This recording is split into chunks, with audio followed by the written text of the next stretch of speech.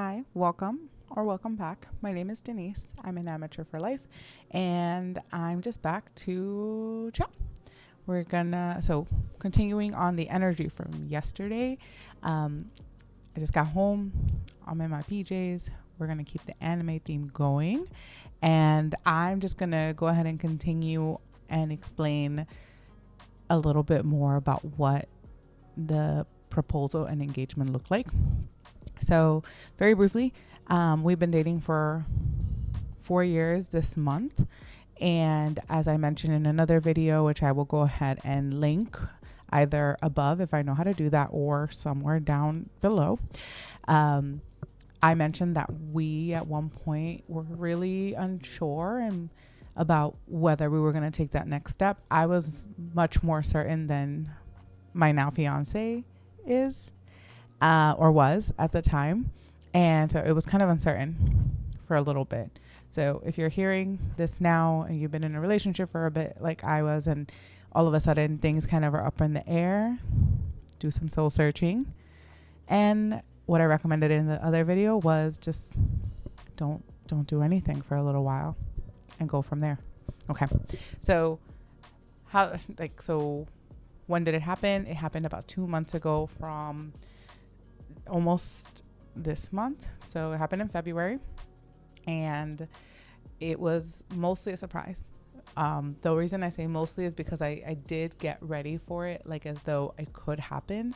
And that is because I have had, when people ask me, were you expecting it? Did you know? I basically tell them what was true, which is I had a hope. I had a dream. I wanted it. And I had, on the other hand, had that hope and dream many times when we had gone out and, didn't want to be disappointed again. So part of me knew, part of me didn't. And he proposed on the Edge in New York City. We had been there before. I love that place. He had taken me there for our first date. He's taken me there. Or I've been there again with, other folks. And so it was lovely, and it was a surprise, and he had a photographer. He planned the whole day. It was beautiful. And I can tell you guys more in detail, but I also want to talk about what's next very briefly. If you're interested in me going more in detail with it, with pictures, there's no videos. I absolutely can. Just comment down below, please. And okay. So what comes next? Wedding planning. In the other video, I've mentioned very briefly, my parents were teen parents. They have not ever gotten married via like a big celebration. It's always been going to the courthouse. And they were teenagers at the time. So of course there weren't those resources. But yeah, so me and my fiance are doing this on our own with a lot of research and help from the venue. So we had a budget. We have a budget. We created a budget. And we have learned that budget is not going to capture everything. Also, let me just go ahead and just show you guys the ring. My nails are not fully done, but this is the ring. He went off of something that I was really in love with that I saw online and took it from there. That was a surprise that he was actually going to do that and take the time to go ahead and find someone. He had some help from my sister and stuff. But again, I can go into more details later. Okay. So what do we do now? We start wedding planning. First, you have to always apparently find a date. You can be flexible like we were when we first started and figure out what time of year you want to get married, give it a range, and you can start reaching out to venues, seeing which location for us, how we went about it. We actually decided we were going to explore. We played with a lot of different ideas, including, did we want a destination wedding? Some of our friends have already done that, friends and family. Did we want to consider here in New York City, where we live and where we're both technically from, or did we want to go to a different state? We played around with all these ideas for a while, and when we knew when we knew that he was closer to getting married and the idea of it, we started talking about this a while ago. So this part wasn't immediate. We didn't have these answers within the last 2 months is what I'm trying to say. So these could be longer. And so ultimately we decided we want to take a look here. I fear, I've been to beautiful, gorgeous weddings abroad. But I have a fear that I won't be able to like have as much control. I'll unpack that later at some point, not here. In the everyday planning part of it, and I wanted that. So we decided in the US, it could be out of state, but again, same thing, kind of dwindled it down to New York. And we decided we really boiled it down to Long Island or Westchester. And that's where our families live. Of course, if in a perfect world we could have, it would have been in the city in New York City. That's where we both work. But of course, we don't want it close to where we work. So that's how we kind of brought it down. Then, of course, the budget. How much did we want to spend? Initially, we only wanted to spend $20,000. We thought that was realistic. It is actually not for what we wanted. If you want something more like that you have to kind of pull from various places, you absolutely can. There's no shame here. I would have loved if I had the bandwidth to do that, but I have ADHD. And there's only so much that I can like go ahead and pull from without completely combusting. Like there's no. Okay, so we decided that. And then of course we went venue shopping and saw some things that were absolutely out of our price range. To give you an idea, in the Long Island, Westchester area, the highest quote that we got, and this is for looking for about 150 people max.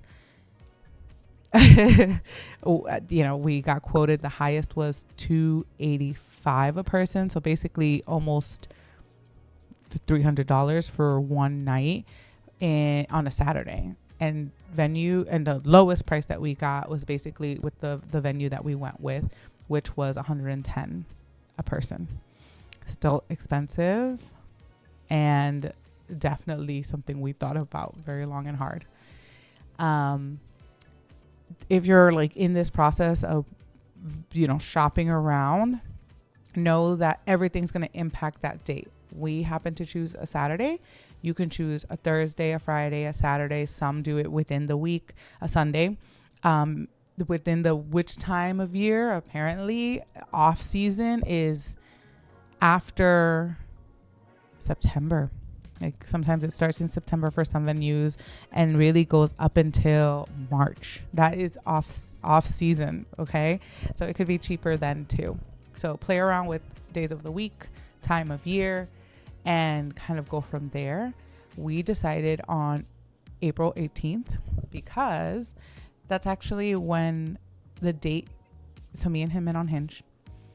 That April 18th in 2021 when we met was the date, our first in-person date. So we had matched, we talked for a few weeks, we had a FaceTime date, we knew what each other like really looked like, and then we met in person. So all of the fear of like, is he taller than me, actually got handled then. But yeah, we had a lovely date. So April 18th of 2026.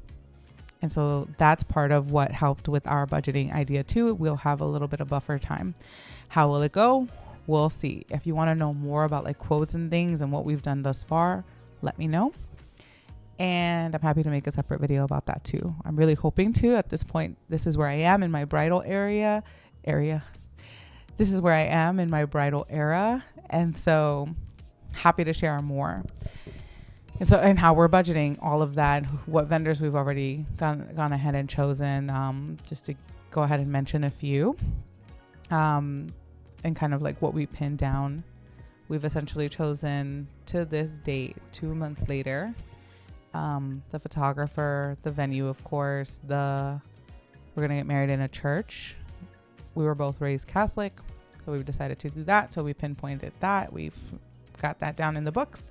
The DJ and also the photo booth. So those are our major hitters, the framework that we have going for us. We already have payment plans and dates and things like that in terms of when that stuff is due, minimum payments were given, and now we just cross our fingers for those guys. And there are other things that are going to come into play later. I've been watching Jamie Wolfer.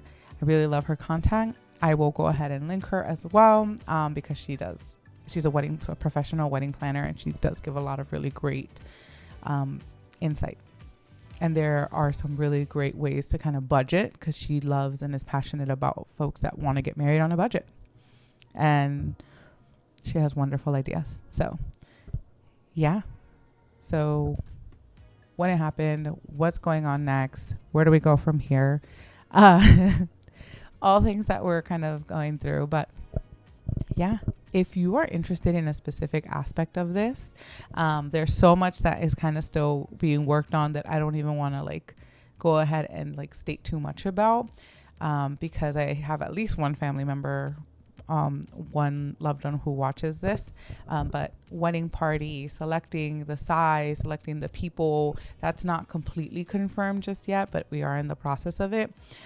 Now that we have the major framework of like photographer and like venue and stuff, like we're taking a break, but it was stressful. One of the things, and I'm writing these down as I go, one of the things that has surprised me the most about not just like the budgeting aspect of everything is just even not just the decision fatigue that happens and overwhelm with just how many options you have, but when you do decide and something feels good for you, you are still scared that you're making a mistake. The venue, for example, that we chose, we saw a few. We loved it. We loved the outside. We loved the inside. We felt good about being there. We felt good about the price range.